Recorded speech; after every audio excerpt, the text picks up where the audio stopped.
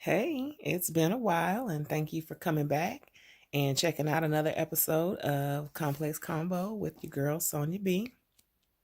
So it's been a week. Lots been going on personally, professionally, but I wanted to talk about a topic today of detaching. A friend of mine turned me on to this book.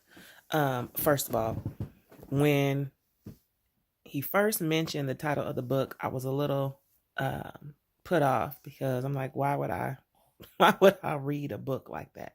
But anyway, so the title of this book is In Search of Good Pussy, Living Without Love, The Real Truth About Men and Their Relationships. Now, you're probably asking, why would I want to read this book? But honestly, I believe this book is for men and women. Men, because he's targeting men, in particular Black men, and women, because many of us go through these relationships one after the other.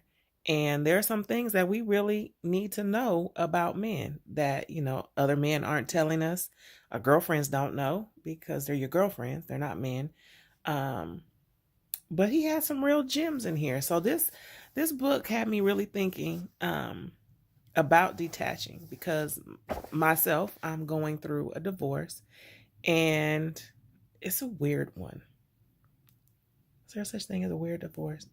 It's not nasty. It's not contentious. It's just weird in the fact that we are two people who have come to a point where we realize that we are incompatible. Um, and I'm not talking about him in any negative fashion, but I am initiating it. He is not necessarily willing to detach from the relationship. So this chapter in detaching really spoke to me. So I'm going to read a little bit about what he said and let's talk about it.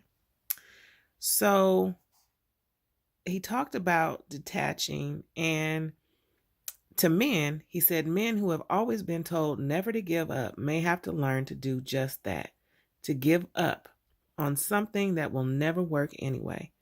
Just as women have learned to put us away, like their dolls and other playthings, we must learn to put them away as well. And then further on, he talks about one of the best ways to deal with a bad situation like this is to detach, break away, separate yourself mentally, emotionally, psychologically, and even physically and spiritually from that which is causing you so much pain. It's going to hurt anyway. Remember, no, it won't be easy because you really may be in love with her or him. But do yourself a favor, give it your best shot. There will be over 1 million divorces in the United States this year alone. Now, keep in mind, this book was written in 92, I think is when it was published. So, wow. 30% of the women who are killed in this country are murdered by husbands or boyfriends. Detach, let it go. Start getting rid of the pain so that you can begin to heal. No, it won't happen overnight, but in time it will happen. If your rafts are tied together and she is about to run hers over the falls, cut the rope. It may save your life. Do what you can, not what you cannot. Know when to say enough is enough. I believe that people hang on because they're afraid of letting go or falling off. Wow. So that whole passage meant a whole different thing to me. What did that mean to you? What did you take away from that?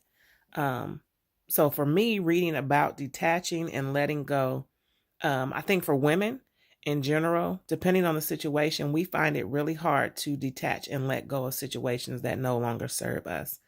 Not really looking to debate divorce, and that's another story in itself, why it is so common now. It's more common than staying together. That's another topic for another day. But detaching, women find it very hard to let go. We want one last sign, give him one more chance, or things are not that bad, or they'll get better. And we often do this because men promise us that things are going to be better, things are going to change.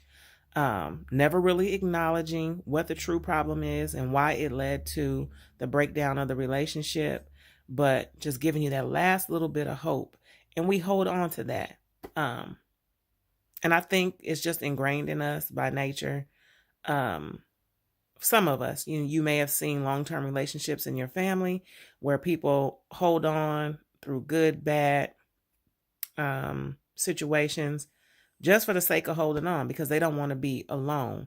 They haven't been single, or they don't think they can make it, without a partner.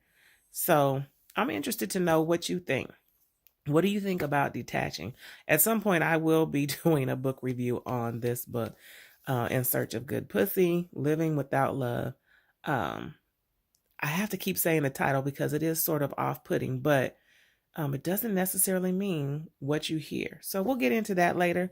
Topic today is about detaching, learning when to let go. Have you let go? Are you in a position or in a relationship where it is time to call a spade and just cut it? Can you do it? Let's dialogue below. Subscribe to my channel if you haven't done so already by hitting the subscribe button. I need some viewers on here. Share the link to this. Let's talk. Leave your comments below. Please don't be rude. And let's just dialogue with one another. Thanks for checking in, and I'll see you next week.